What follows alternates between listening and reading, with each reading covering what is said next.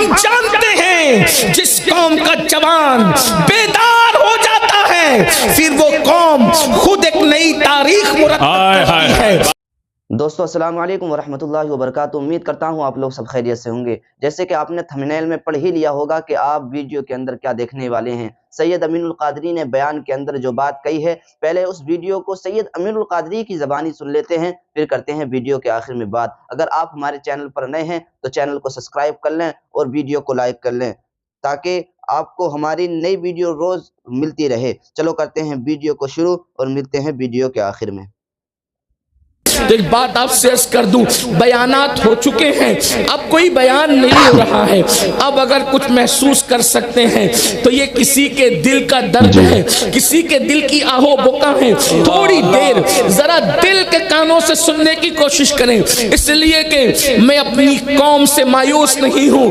اقبال نے کہا تھا، نہیں اقبال مایوس اپنی کشت ویراں سے ذرا نم ہو تو یہ مٹی بڑی زرخیز ہے ساقی۔ مگر اقبال نے یہ بھی رونا رویا تھا، نگاہ دین و دانش لٹ گئی اللہ والوں کی، نگاہ دین و دانش لٹ گئی اللہ والوں کی، یہ کس کافر ادا کا غمزہ خوریز ہے ساقی، یہ کس کافر ادا کا غمزہ خوریز ہے ساقی۔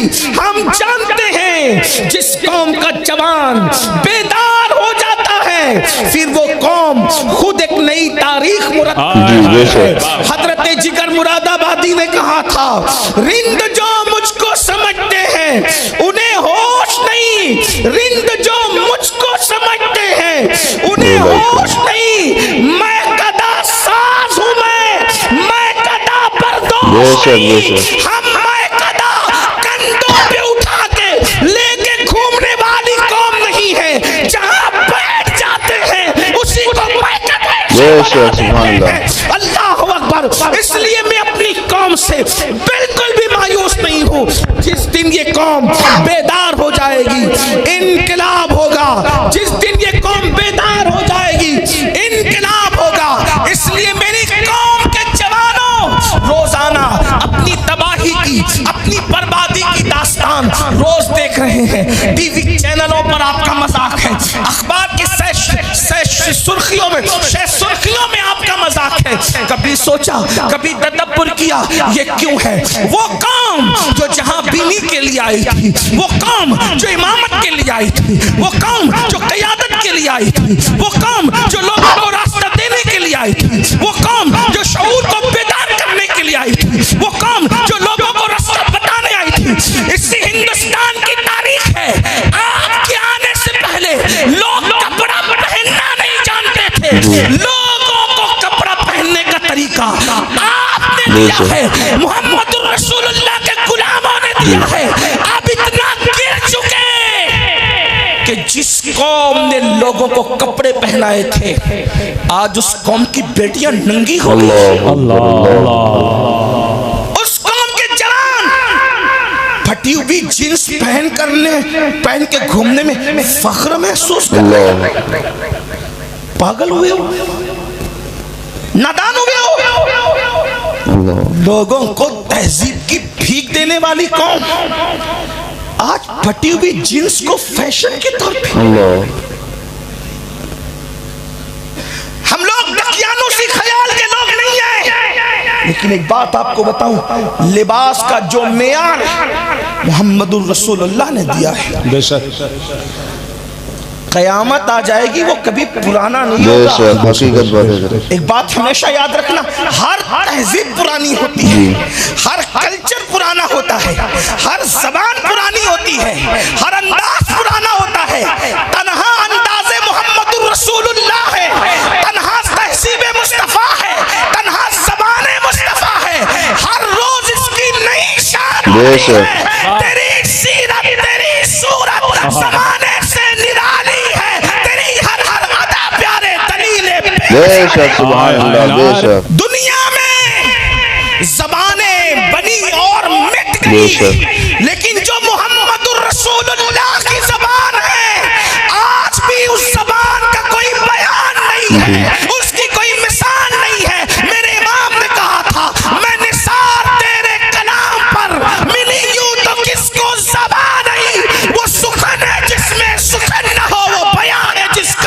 سبحان اللہ. فسحا عرب کے بڑے بڑے، فسحا عرب کے بڑے بڑے تیرے آگے یوں ہیں دبے لگے. کوئی فکر رضا کوئی انداز سے تو دیکھ کیا کہنا، کیا کہا ہے میرے امام نے، کیا کہا؟ فسحا عرب کے بڑے بڑے، کیا کہنا، سبحان اللہ. عرب کے بڑے بڑے فسحا، فصیح کی جمع ہے فسحا. اب تو فصیح نہیں ملتا تو فسحا کہاں سے؟ اب تو فصیح نہیں ملتا فسحا کہاں سے لائے؟ لوگوں کو زبان بھی بولنی آتی ہے. توجہ کرنا، اگر آپ آپس میں بات کریں گے تو کر لیں، لیکن بات بہت خوبصورت آ رہی ہے. عنوان آپ نے جو دیا میں اس پر آ جاؤں گا، لیکن بات توجہ سے سنیں. کیا الفاظ جو زبان سے نکلتے ہیں اسی کو گفتگو کہتے، بولی کہتے. الفاظ اور لفظ کا معنی ہوتا ہے پھینکنے کے. وہ زبان اس کو پھینکتی ہے. بہت شاید میں سمجھتا ہوں کہ مدرسے میں پہلے ہی دن یہ پڑھایا جاتا ہے لفظ کیا ہے نا، حرف کیا ہے، کلمہ کیا ہے، کلام کیا ہے. یہ تو بالکل پہلے دن کی تعلیم. لفظ زبان سے نکلتا ہے، حروف کے ملنے سے لفظ بنتا ہے، الفاظ کے ملنے سے کلام بنتا ہے. لیکن کوئی ایسی بھی زبان ہے جس میں حروف نہیں ہے اور زبان ہے. توجہ، مشکل نہیں کروں گا، لیکن آپ کو اپنے نبی کی شان بھی پتہ چلنا چاہیے. دوسروں کے اجتماع میں اور سنی اجتماع میں فرق یہی ہے کہ وہاں تعلیمات نبوی ہے، فضائل نبوی نہیں ہے. اور ہم کہتے ہیں ہر اس فکر کو آگ لگے جس میں ذات رسالت مآب کے عشق کی رنگینیاں نہ ہو. اس لیے کہ ہم دین کو صرف ایک انداز میں جانتے، بس ہمیں اور دین کا کوئی دوسرا تصور نہیں پتا. دین پورا کے پورا محمد الرسول اللہ کا نام ہے.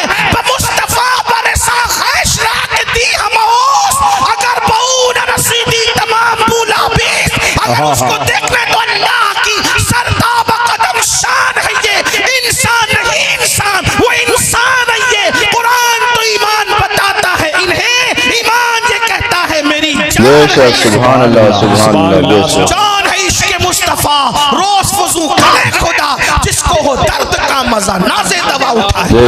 دور نکل جاؤں گا لیکن توجہ کریں. ایسی بھی کوئی زبان ہے جس میں حروف نہ ہو، الفاظ نہ ہو اور زبان ہو، اور اس کو بھی کوئی سمجھتا ہو. تو آپ کی اگر توجہ ہے تو آپ کو پتہ ہونا چاہیے زبان انہی کی ہوتی ہے جن کے منہ میں زبان ہوتی ہے. توجہ ہے، زبان انہی کی ہوتی ہے جن کے منہ میں زبان ہوتی ہے. البتہ ان زبان والوں کی زبان کو بھی سب نہیں سمجھتے. جیسے پرندوں کے منہ میں بھی زبان ہے لیکن ان کی بولی سب نہیں سمجھتے. ٹھیک ہے، مگر میرے نبی کا انداز فصاحت و بلاغت دیکھو کہ حضور تو پتھروں کے منہ میں زبان بھی نہیں، اور آقا فرماتے میں ان پتھروں کو اب بھی پہچانتا ہوں جو اعلان نبوت سے پہلے مجھ پہ درود و سلام. سبحان اللہ، سبحان اللہ. کہاں ہیں وہ لوگ جو کہتے ہیں کہ نبوت ملی 40 سال کے بعد؟ جب 40 سال کے بعد نبوت ملی تو پتھر 40 سال سے پہلے درود کس پہ پڑھ رہے تھے؟ اور سننے والا وہ کون تھا؟ سننے والا وہ کون تھا؟ نادان، ذرا دیکھ تو لو کیا غیر نبی پر بھی درود پڑھا جاتا ہے؟ کیا غیر نبی پر بھی درود پڑھا جاتا ہے؟ ہمارے یہاں تو مستقل درود پر باضابطہ طور پر کتابیں لکھی ہوئی ہے غیر نبی کے حوالے سے، اور اس معاملے کے اندر وہ بھی ہماری تائید کرتے ہیں جو کہتے ہیں کہ 40 سال کے بعد نبوت ملی. اگر نبی 40 سال کے بعد بنے ہیں تو پتھر درود کس پہ پڑھ رہے تھے اور سننے والے کان کون سے تھے؟ تو پتہ چلا تجھے اپنی فکر کرنی چاہیے. وہ پتھر ہو کے بھی جانتا ہے کہ یہ 40 سال کے ہونے سے پہلے بھی اللہ کا نبی بے شک سبحان اللہ سبحان جو اللہ اعلان نبوت سے پہلے پتھروں کی زبان سمجھتا ہو، وہ اعلان نبوت کے بعد وَلَلْآخِرَةُ خَيْرٌ لَكَ مِنَ الْأُولَىٰ کے تحت زمانوں کے معاملے میں شان کیا رکھتا ہو؟ تو میرے امام اسی لیے کہتے ہیں ان کو سلام جن کو حجر تک کرے سلام۔ بے شک سبحان اللہ میں ہر دو جملے پہ نہیں کہوں گا بولو سبحان اللہ، یہ تو آپ کے عشق پہ چھوڑتا ہوں۔ سبحان اللہ ہاں کہ شکور آباد والے، بنارس والے، مغل سرائے والے اپنے آقا کے نام پہ بولنا بھی جانتے ہیں نہیں؟ ارے جن کے نام پہ پتھر بول دے انسان نہ بولے تو پھر بات میں مزہ ہی نہیں آتا۔ جی بے شک حقیقت بات ہے حضرت۔ ان پر سلام جن کو حجر تک کرے سلام، اور ان پر درود جن کو تحیت شجر کی بے شک۔ ہے۔ تو عرض یہ کر رہا تھا حضور کی جو زبان ہے، عرب کے بڑے بڑے فصیح و فصحا امام کی فکر دیکھیں۔ مجھے یہاں پر امام کا شعر پڑھنے میں اور کچھ اس پر عرض کرنے میں مزہ آئے گا، کیونکہ جب لوگ پڑھے لکھیں اور سمجھتے ہو تو بات میں مزہ آتا ہے۔ جب میں کہیں جاتا ہوں لوگ شعر نہیں سمجھتے تو میں ان کو کہتا ہوں کہ اگر میں یہ شعر یوپی میں پڑھتا تو لوگ سمجھتے ہیں، لیکن اگر یوپی والے بھی نہیں سمجھتے تو پھر مجھے بہت افسوس کے ساتھ کہنا پڑے گا کہ کہیں یوپی سے بھی تو علم نہیں اٹھتا جا رہا ہے۔ منبر کی بات نہیں کر رہا ہوں، نیچے کی بات کر رہا اللہ اللہ اللہ۔ ہوں۔ لیکن آپ سمجھے کیا عرض کر رہا تھا؟ فصحا عرب کے بڑے بڑے تیرے آگے یا رسول اللہ، صرف تیرے آگے، سبحان اللہ تیرے آگے یوں ہے دبے لچے۔ سبحان اللہ۔ فصحا عرب کے بڑے بڑے تیرے آگے یوں ہے دبے لچے۔ اب آگے بہن کہتے ہیں کوئی جانے منہ میں زبان۔ بڑے بڑے فصیح لوگ آپ کے آگے آ کر کے کھڑے ہوئے، اور جب آپ نے بولنا شروع کیا تو کیا لگا کہ اس کے منہ میں زبان نہیں ہے۔ نہیں ہے، یہ نہیں بولنا ہی نہیں جانتا۔ لیکن ایک بات یاد رکھنا، توجہ اگر آپ کی، تو میں ایک طالب علم کوئی محقق نہیں لیکن توجہ کرے، منہ میں زبان نہیں ہونا تو آدمی پھر بھی آنکھ سے ایسے دیکھتا ہے، کسی کی بات سنتا ہے تو منہ میں زبان نہیں ہونا سر سے ایسے ایسے کرتا ہے۔ ہاں سمجھ رہا ہوں ہے نا؟ یا رسول اللہ جب آپ بولتے ہیں نا تو عوام ہے، عرب کے بڑے بڑے فصحا ان کی کیفیت کیا ہوتی ہے کہ ان کو دیکھ کے ایسا لگتا ہے کہ جیسے ان کے منہ میں ان کے منہ میں زبان، ان کے منہ میں زبان، ان کے منہ میں زبان نہیں ہے۔ لیکن ایسا نہیں ہے، بلکہ دیکھ کر ایسا لگتا ہے کہ زبان نہیں ہے، ایسا نہیں لگتا، کیونکہ زبان نہیں ہو آدمی یوں تو دیکھے گا نا، زبان نہیں یوں تو کرے گا نا، زبان نہیں کوئی حرکت تو کرے گا نا۔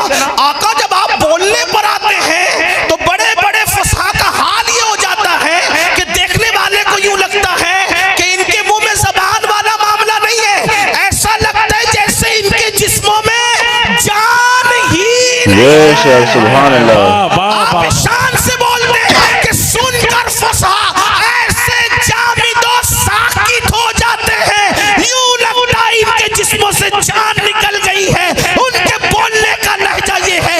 امام کا شعر سنیے، فصحا عرب کے بڑے بڑے تیرے آگے یوں ہے دبے لچے، کوئی جانے منہ میں زبان ہی نہیں بلکہ جسم میں بے شک سبحان اللہ سبحان اللہ۔ اس بہت شان خوب۔ سے بولتے ہیں، اس شان سے بولتے ہیں۔ آپ سے پوچھتا ہوں جس کی زبان ایسی ہو، جس کی تہذیب ایسی ہو، جس کا کلچر ایسا ہو، جس کا تمدن ایسا ہو، جس کا اٹھنا بیٹھنا ایسا ہو، اس نبی کے ماننے والے جنہوں نے کپڑے پہننے کا شعور دیا تھا لوگوں کو، جنہوں نے شعور بخشا تھا کپڑے پہن، آج ان کی بیٹیاں ننگی، جملے تلخ لگے تو معاف کر، لیکن نشتر جو لگاتا ہے بے شک دشمن نہیں ہوتا۔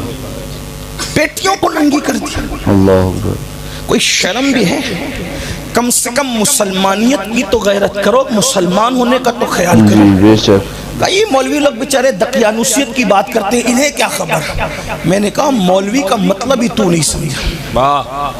مولوی کہتے ہیں مولا والے کو، لیکن لوگ حقیر سمجھتے ہیں نا، یہ دو کوڑی کا مولوی کیا جانے۔ میں کہا مولوی جو جانتا ہے تو کبھی نہیں جان سکتا۔ جی بے شک۔ تیرے کان میں اذان سے لے کر تیرے باپ کے نماز جنازہ تک جس مولوی کے احسانات ہو، اس مولوی کو دو کوڑی کا کہتے ہیں۔ بے شک اللہ اکبر۔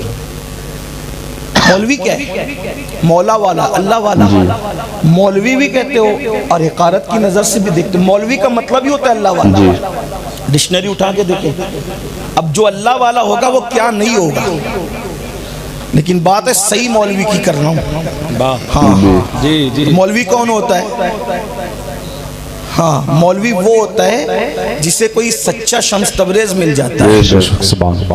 ہاں اگر کسی کے پاس شمس تبریز جیسا اللہ کا دوست نہیں ہے تو پھر وہ تو ایسی ٹامکٹوئیاں کرتا رہے گا. مجھے ان مولویوں سے کوئی بات نہیں کرنا جو حضور کی بھی بے ادبی کرتے ہیں، گستاخی کرتے ہیں، اللہ کی بھی توہین کرتے ہیں. مجھے ان سے کوئی بات نہیں. میں تو ان مولویوں کو جانتا ہوں اور ان کو مولا والا مانتا ہوں جسے کوئی شمس تبریز جیسا مل گیا ہے نا. حضرت تعریف رومی نے کہا تھا نا، مولوی ہرگز نہ شد مولائے روم تا غلام شمس تبریزی نہ شد. عرض یہ کرنے لگا تھا کہ آپ کہتے ہیں یہ تقیانوسین لوگ ہیں، ان کو کیا پتا. اللہ کے بندو سنو، مولوی جتنا جانتا ہے آپ نہیں جانتے، اور مولوی مولا کا فرمان تم تک پہنچاتا ہے. ہم نے اپنی بیٹیوں کو بغیر دوپٹے کا کیا، اپنی بیٹیوں کو پتلے لباس دیے، یعنی بالفاظ دیگر ان کو ننگا کیا، اور حضور نے اپنی شہزادی کو. اچھا لوگ کیا کہتے ہیں پتہ ہے؟ بڑا گندا جملہ کہتے ہیں.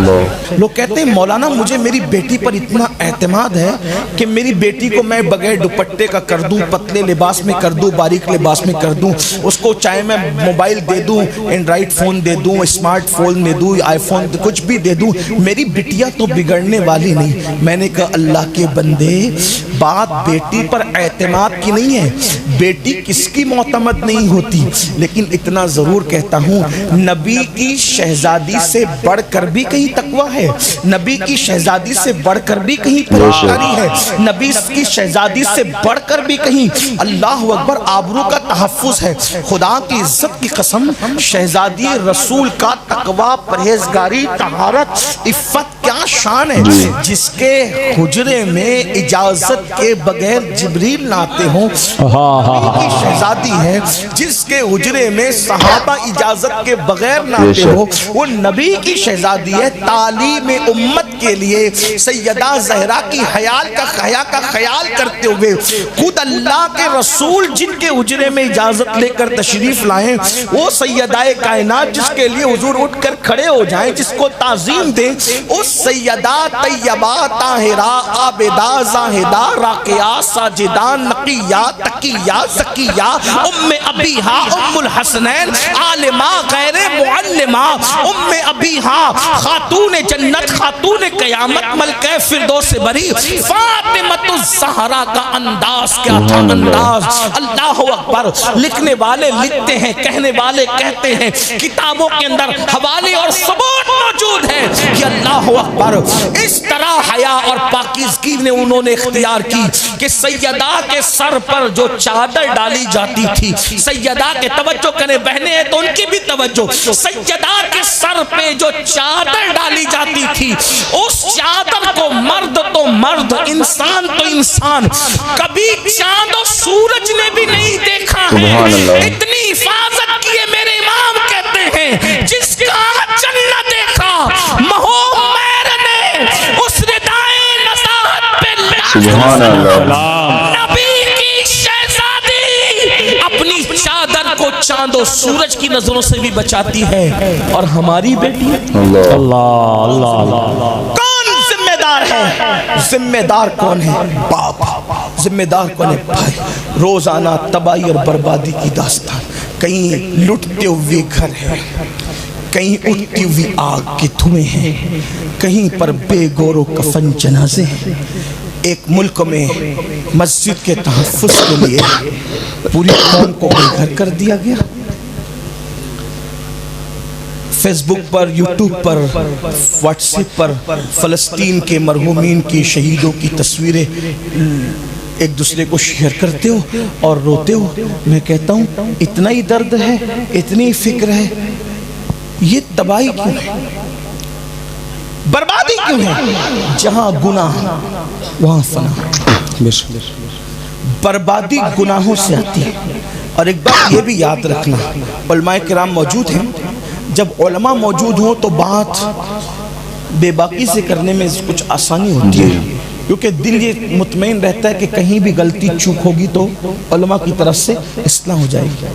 یہ جو دماغ کے اندر ہمارے بسا ہوا ہے نا بھائی، ہم تو اعلیٰ حضرت سے وابستہ ہیں، مخدوم صاحب سے وابستہ ہیں، غوث پاک سے وابستہ ہیں، غریب نواز سے وابستہ ہیں، ان سے سب سے وابستہ. ہم کچھ بھی کریں، ہم کچھ بھی کریں، ہم نے تو جانا جنت میں ہی ہے اور ہمیں کچھ نہیں ہوگا، اللہ بخش دے گا. پہلی بات میں یہ واضح کر دوں، میں نسبت کا منکر نہیں. اصل میں ہوتا کیا ہے، بات پوری ہوتی ہے، کسی تناظر میں ہوتی ہے جی، پھر کچھ مہربان لوگ جی اس کو کاٹ کے چلاتے ہیں. لوگ مجھ سے کہتے ہیں وضاحت دیں، میں نے کہا میں نے وضاحت نہیں دینا. اس کی وجہ، میں بھی الہ آباد گیا تھا تو کچھ لوگوں نے کہا حضرت آپ کی کوئی تقریر کاٹ کے لوگ چلائیں گے، چلا لینے دینا. بولے آپ وضاحت دے دیں گے تو سلسلہ بند ہوگا. میں نے کہا نہ ہونے دیں، چلنے دیں. کہا وہ کیوں؟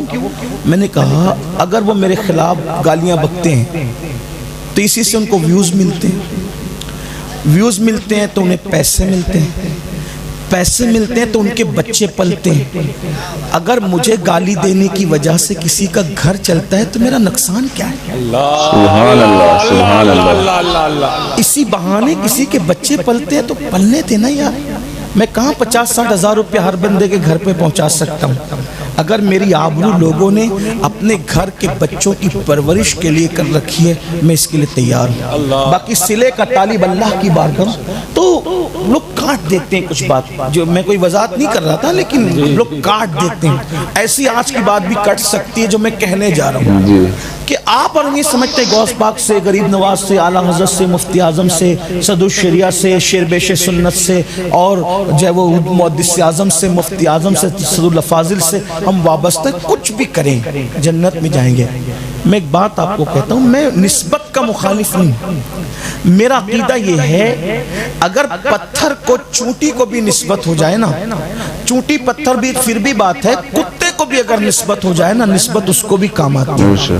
اتنا یاد رکھنا، یہ جو دماغ میں خب تو بھرا ہے نا کہ کچھ بھی کریں گے جنت میں جائیں گے، یہ فکر سے پہلی بات کچھ بھی کرو گے تو بزرگوں سے نسبت ہی ختم ہو جائے گا. اس لیے کہ آپ کی نسبت کتنی بھی ہو سکتی ہے، آپ بیٹے تو نہیں ہو نا بزرگوں کے،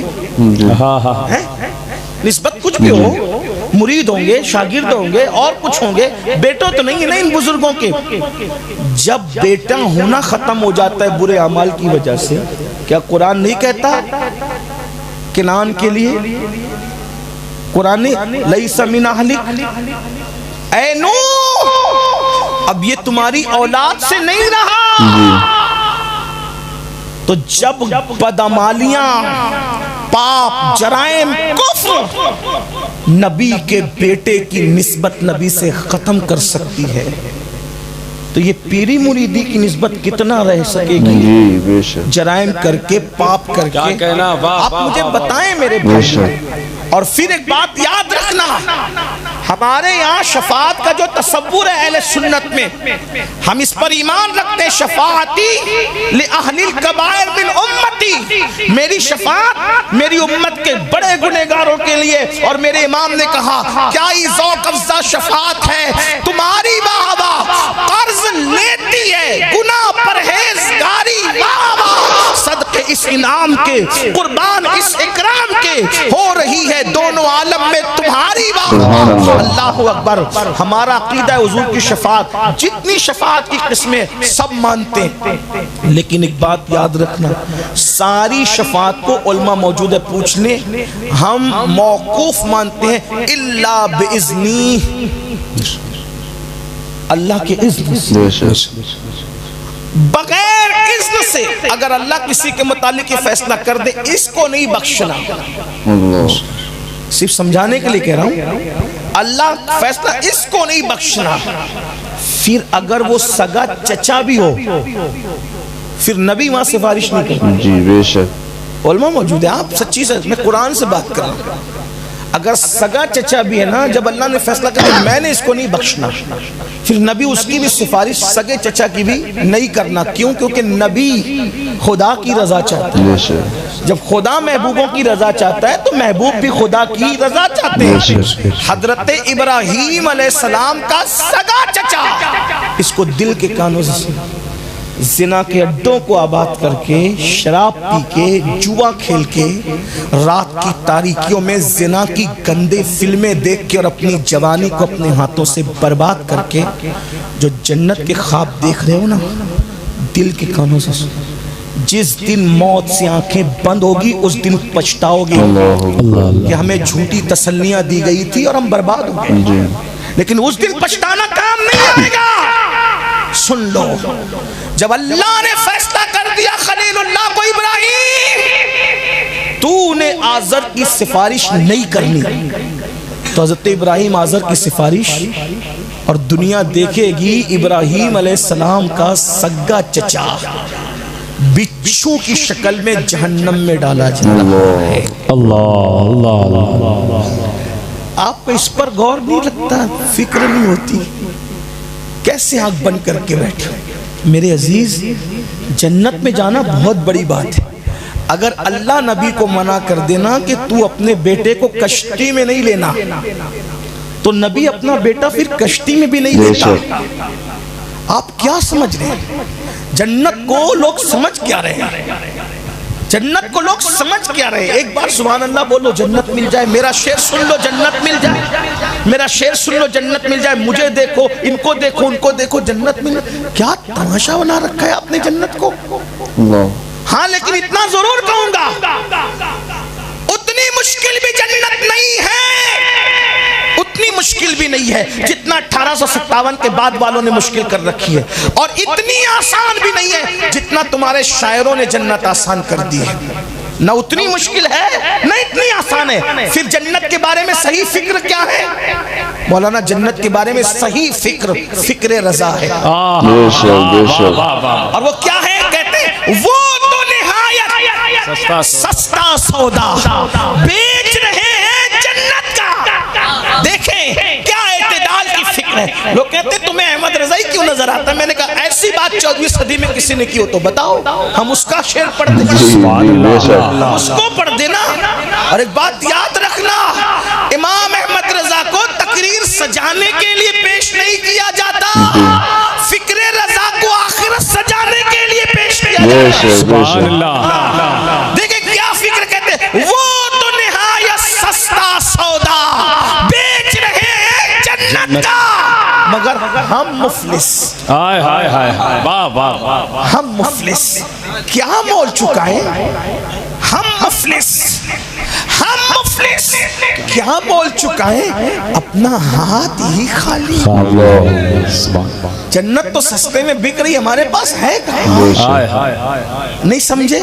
مثال کے طور پہ اگر میں کہوں یہ میری چادر ہے، میں اسے بیچنا چاہتا ہوں، میں یہ میری چادر بیچنا چاہتا ہوں، ہے کوئی اسے خریدے؟ تو لوگ سمجھتے ہوں گے کہ فقیر کی چادر ہے، کچھ مہنگی بکے گی. نہیں، فقیر کی چادر کوئی مہنگی نہیں، سستی ہے بہت. اگر خریدنا تو خرید دو. کتنے میں؟ اب 15 پیسے دے دو، 2 منٹ کا ٹائم ہے، 15 پیسے دے دو، یہ چادر لے جاؤ. 15 پیسے میں بیچ، مولانا 15 پیسے میں بیچ رہا ہوں چادر، 15 پیسے چاہیے مجھے. ہے کسی کے پاس 15 پیسے؟ ہو تو دے دو، لے جاؤ چادر. ہنسنا نہیں، غور کرنا. فقیر نے چادر اتنی سستی بیچی لیکن قیمت لگائی 15 پیسے. تمہاری جیبوں میں نہیں. اگر 500 کہتا تو شاید دے دیتے، 5000 کہتا تو بھی دے دیتے، 5 لاکھ کہتا تو بھی دے دیتے، مگر قیمت تو سستی تھی. مگر مجھے جو قیمت چاہیے وہ تمہارے پاس سستی ہونے کے بعد ہے نہیں. جنت کی قیمت، جنت کی قیمت، جنت کی قیمت تمہارے نسب نہیں ہے، جنت کی قیمت تمہارے نعرے نہیں ہے، जन्नत की कीमत तुम्हारे चेहरों के हुस्न नहीं है, जन्नत की कीमत तुम्हारा जमाल नहीं है, जन्नत की कीमत तुम्हारी डिग्रियां नहीं है, जन्नत की कीमत तो यार की रजा है बेशक जो हमारे पास नहीं है। तवज्जो करो अल्लाह के बंदो, तो इतनी महंगी भी नहीं जितना तबलीगी जमात वाले महंगी कर रहे हैं, और इतनी सस्ती भी नहीं जितना आपने कर रखी है। क्या है वो? तो नया सस्ता सौदा बेच रहे हैं जन्नत का, हम मुफलिस क्या बोल चुका है? हाथ अपना हाथ खाली अपना हाथ ही। तो अल्लाह के बंदो, अगर अल्लाह मना कर दे, तवज्जो करना, अल्लाह अगर मना कर दे ना, क्या नबी उलुल अज़्म नबी तू अपने बेटे को कश्ती में नहीं दाखिल कर सकता, तो नबी अल्लाह की रजा का इतना पाबंद है। ये बात याद रखना, जो जितना बड़ा आलिम होगा उतना अल्लाह से डरेगा, और नबियों से बड़ा आलिम दुनिया में कोई नहीं होता। तो नबी अल्लाह से जितना डरते हैं उतना अल्लाह से कोई डरने वाला अल्लाह की मखलूक में नहीं है। तो अगर नबी को मना कर दे, अब मेरे जवान जिनको पता है उनको पता, जिनको नहीं पता उनकी तवज्जो, सबकी तवज्जो। हज़रत नूह ने कश्ती बनाई अल्लाह के हुक्म से। वाकया सुना है, मैं वाकया नहीं कहूंगा, लेकिन सुने बहनों की भी तवज्जो। कश्ती बनाई, अल्लाह ने कहा नूह ईमान वालों को अंदर बिठाना और बेईमान को मत बिठाना। अल्लाह की शान, उसकी खुफिया तदबीर, उसके फैसले। ईमान बाहर वाले ले आए, घर का सगा बेटा जो कहलाता था ईमान नहीं लाया। पता है क्या हुआ? अल्लाह की तरफ से इजाजत है, उलमा बैठे तफसीर में मौजूद है, इब्ने अब्बास की तफसीर, अल्लाह की तरफ से इजाजत क्या पता है? सूअर को भी कश्ती में शामिल कर लेना। तवज्जो तवज्जो, आप सूअर को भी कश्ती में आप बिठा सकते हो, गधों को भी बिठा सकते हो। एक एक जोड़ा सब जानवरों का लेने का हुक्म था। सूअर भी ले सकते हैं, बंदर भी ले सकते हैं, बैल भी ले सकते हैं, गधे भी ले सकते हैं, चिड़िया, कौवे, चील, उकाब, परिंदे, चरिंदे सब ले सकते हैं। देखो, जिस कश्ती में सूअर को लेने का हुक्म और इजाजत है, सूअर ले लिया गया, गधा ले लिया गया, नबी का बेटा सामने खड़ा। अल्लाह अल्लाह, तवज्जो करना, तवज्जो करना। मैं कोई कुरान से हट के नहीं कह रहा, आप मेरी बात को समझे, कोई गलत मत रंग मत देना, अपनी आखिरत का सोचना। कुछ लोग तकरीरें सुनने, कुछ सुनने आते, लेकिन तवज्जो करना कि अल्लाह के नबी का उलुल अज़्म पैगंबर का बेटा सामने खड़ा है, और अल्लाह का नबी आखिर बाप होता है, जज्बात होते हैं। अल्लाह के पैगंबर ने कहा अल्लाह मेरा बेटा है, इसे कश्ती में सवार कर लेने दे। अल्लाह ने कहा नहीं, इजाजत नहीं करना। देखो ये अल्लाह की शान। फिर उसके बाद सिफारिश की, फिर सिफारिश की। कुरान में जो आयत आई है मैं उसको पढ़ता नहीं, उसका तर्जुमा नहीं करता, लेकिन अल्लाह अकबर, इमाम गजाली फरमाते अल्लाह ने फरमाया नूह, अब अगर तुमने इसकी, जो तुम्हारा बेटा कहलाता है, इसकी सिफारिश की, तो अपने महबूब बंदों की फहरिस्त से तुम्हारा नाम निकाल दिया। अब इसकी सिफारिश नहीं करना। लैसा मिन आलिक, अब ये आपकी औलाद से न रहा। आप मुझे बताइए, अल्लाह की खुफिया तदबीर है। अल्लाह के बंदो, हम कब इस खौल से निकलेंगे कि कुछ भी करो जन्नत में। सुभान अल्लाह। दोस्तों, जैसे कि आपने बयान सुना, बयान तो काफ़ी खूबसूरत है, मगर सुनने वाले की बात है, जो दिल से सुनता है उसे ही मज़ा आता है और वही अमल करने की कोशिश करता है। बाकी तो अल्लाह की मर्ज़ी। अगर आपको वीडियो अच्छी लगी हो तो वीडियो को लाइक करें और कमेंट बॉक्स में ज़रूर बताएं कि आपको वीडियो कैसी लगी। चलो मिलते हैं दूसरी वीडियो के साथ, जब तक के लिए अस्सलाम वालेकुम व रहमतुल्लाहि व बरकातुहू।